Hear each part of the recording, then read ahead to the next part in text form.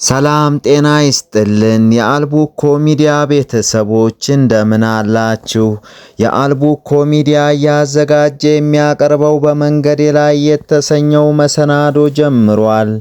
ሰሞኑን በማህበራዊ ሚዲያ የፊት ገጽ ላይ በስፋት እየተዘዋወረ ያለውን የአልቡኮ ተወላጆችን የመንገድ ይሰራልን ጥያቄ ለወረዳው አስተዳደር በማቅረብ የተገኘው ማብራሪያ ይዘን መጥተናል።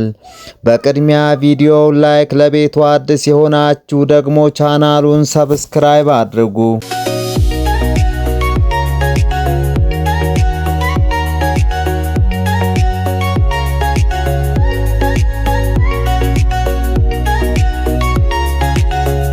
መንገድ ይወስዳል መንገድ ይመልሳል ይላል የአገሬ ሰው።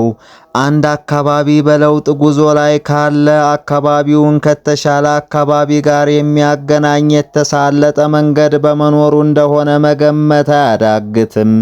ይህ በምስሉ ላይ የምትመለከቱት መንገድ የወሎ እምብርት ከሆነችው ደሴ ከተማ ተነስተን በስተደቡብ አቅጣጫ ወደምትገኘው የአልቡኮ ወረዳ ይወስደናል።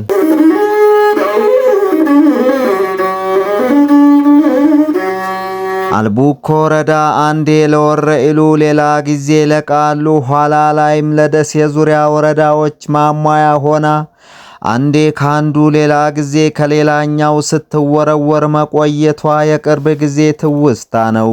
በዚህም የተነሳ ወረዳዋ በተደላደለ መሰረት ላይ እንዳታርፍ እንቅፋት ሆኗት ቆይቷል።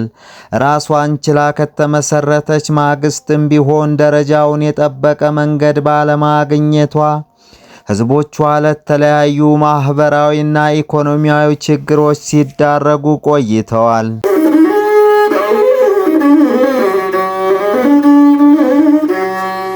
ለደሴ በቅርብ ርቀት የሚገኙ ከተሞች በሙሉ የአስፓልት መንገድ ተጠቃሚ ሆነው ሳለ አልቡኮ ወረዳ ግን ከደሴ 37 ኪሎ ሜትሮች ብቻ ርቃ የምትገኝ ብቸኛ የአስፓልት መንገድ የናፈቃት ወረዳ እንድትሆን አስችሏታል። ለአልቡኮ ወረዳ የተሳለጠ የአስፓልት መንገድ ያስፈልጋታል የምንለው ያለ ምክንያት አይደለም። አንደኛ ወረዳዋ ከደሴ ከተማ በቅርብ ርቀት ላይ በመገኘቷና ከደሴ ከተማ ጋር በማናቸውም ጉዳዮች ጠንካራ ትስስርን ስለሚፈጥር ነው። ሁለተኛ ታሪካዊው የጀማ ንጉስ መስጂድ በወረዳው ውስጥ በመገኘቱ ምክንያት በየዓመቱ በርካታ የእስልምና እምነት ተከታዮች ወደ ቦታው የሚያመሩ በመሆኑ ነው። ሶስተኛ በወረዳው የሚገኘው ተፈጥሯዊው የማይባር ሐይቅን የቱሪስት መዳረሻ ለማድረግ የተሳለጠ መንገድ መኖሩ ወሳኝ በመሆኑ ነው። አራተኛ የሁለቱን ዞኖች ማለትም የሰሜን ሸዋንና የደቡብ ወሎ ዞኖችን ወንድማማች ህዝቦች በማገናኘት አይነተኛ ጠቀሜታ ስላለው ነው።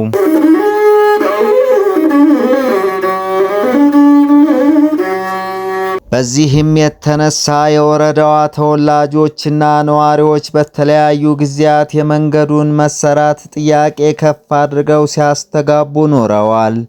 ነገር ግን ጥያቄው ከጊዜ ጊዜ ሲንከባለል ከዛሬ ተደርሷል። በያዝነው በጀት ዓመት በተለያየ ዓለም የሚኖሩ የወረዳዋ ተወላጆች ለጉዳዩ የበለጠ ትኩረት ሰጥተው ቅሬታቸውን በተደጋጋሚ ሲያቀርቡ ተስተውለዋል።